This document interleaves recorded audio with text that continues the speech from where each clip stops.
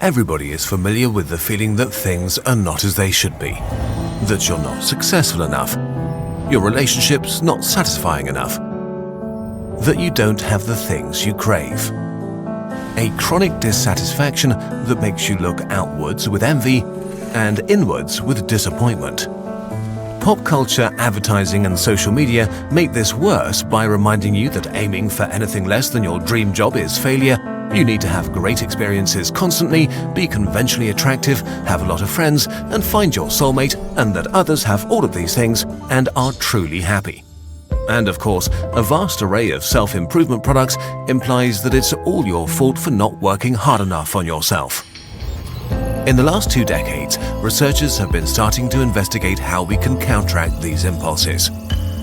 The field of positive psychology emerged, the study of what makes life worth living, while cognitive behavioral therapy was developed to change negative feelings.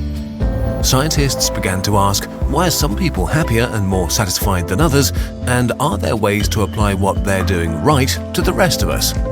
In this video, we want to talk about one of the strongest predictors of how happy people are, how easily they make friends, and how good they are at dealing with hardship. An antidote to dissatisfaction, so to speak. Gratitude. While gratitude may sound like another self-improvement trend preached by people who use hashtags, what we currently know about it is based on a body of scientific work and studies. We'll include them in the description. Gratitude can mean very different things to different people in different contexts. It's a character trait, a feeling, a virtue, and a behavior. You can feel grateful towards someone who did something for you, for random events like the weather, or even for nature or fate. And it's wired into our biology. How gratitude connects us to each other. The predecessor of gratitude is probably reciprocity.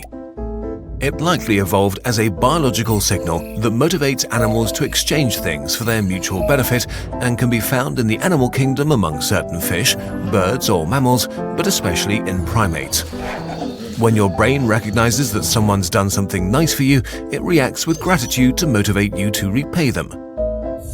This gratitude makes you care about others, and others care about you. This was important because as human brains got better at reading emotions, selfish individuals were identified and shunned. It became an evolutionary advantage to play well with others and build lasting relationships. For example, if you were hungry and someone else showed you where to find tasty berries, you felt gratitude towards them and a bond to return the favor in the future. A drive to be pro-social.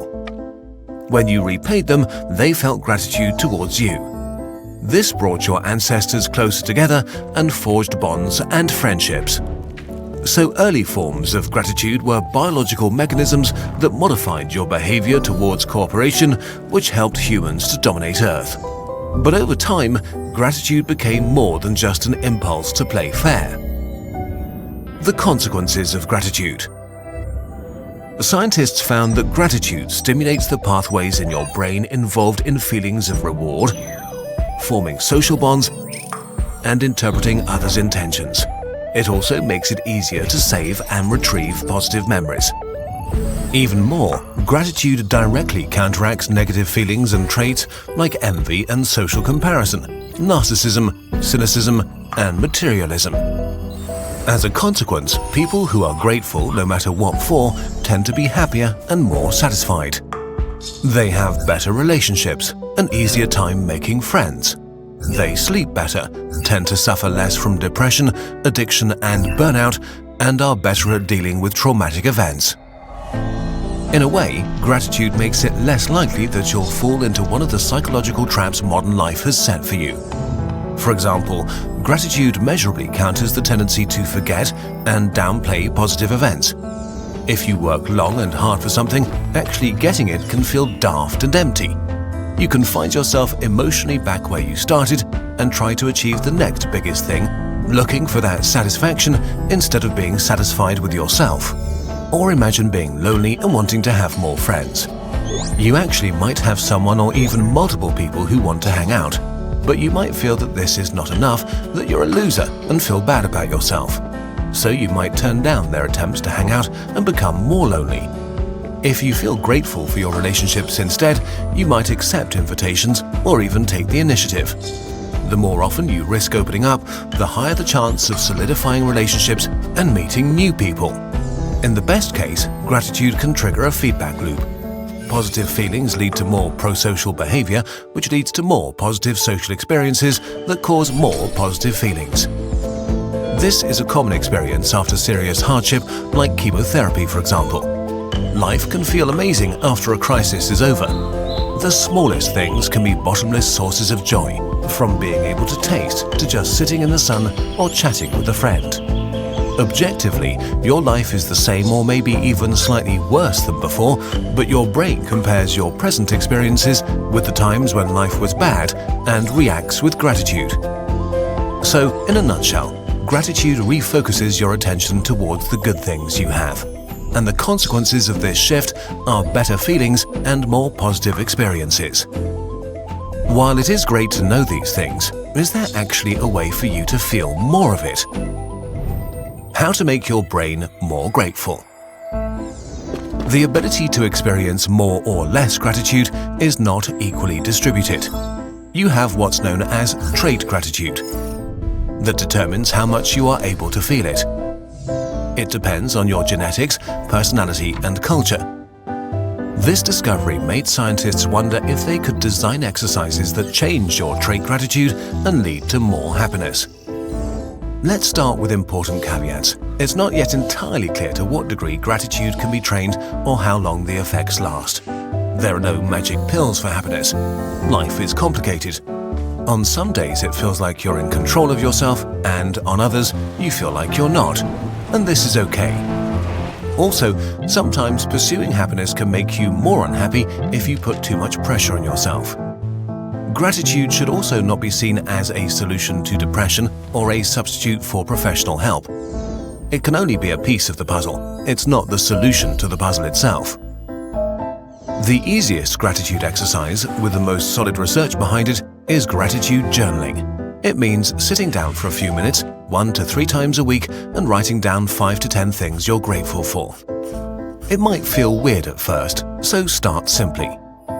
Can you feel grateful for a little thing, like how great coffee is or that someone was kind to you? Can you appreciate something someone else did for you? Can you reflect on which things or people you would miss if they were gone and be grateful that they're in your life? We're all different, so you'll know what works for you.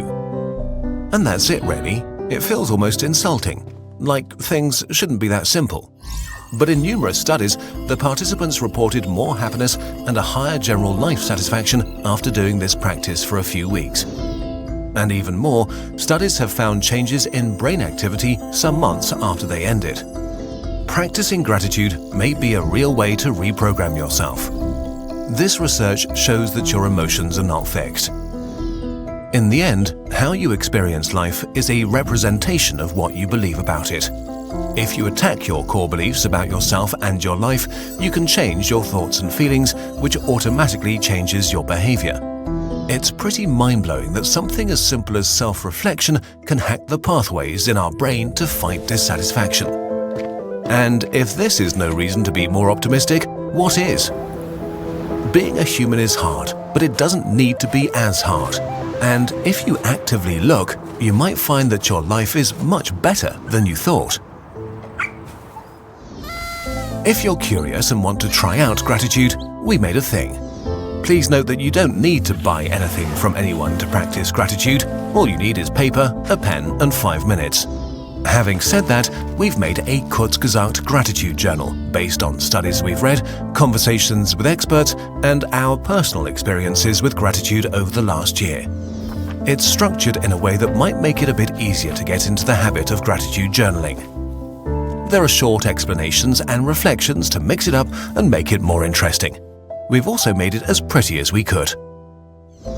This video continues the unofficial series of more personal, introspective videos from optimistic nihilism to loneliness and now gratitude. We don't want to be a self-help channel, so we'll keep this sort of video at roughly 1 per year. We hope they're helpful to some of you. Thank you for watching.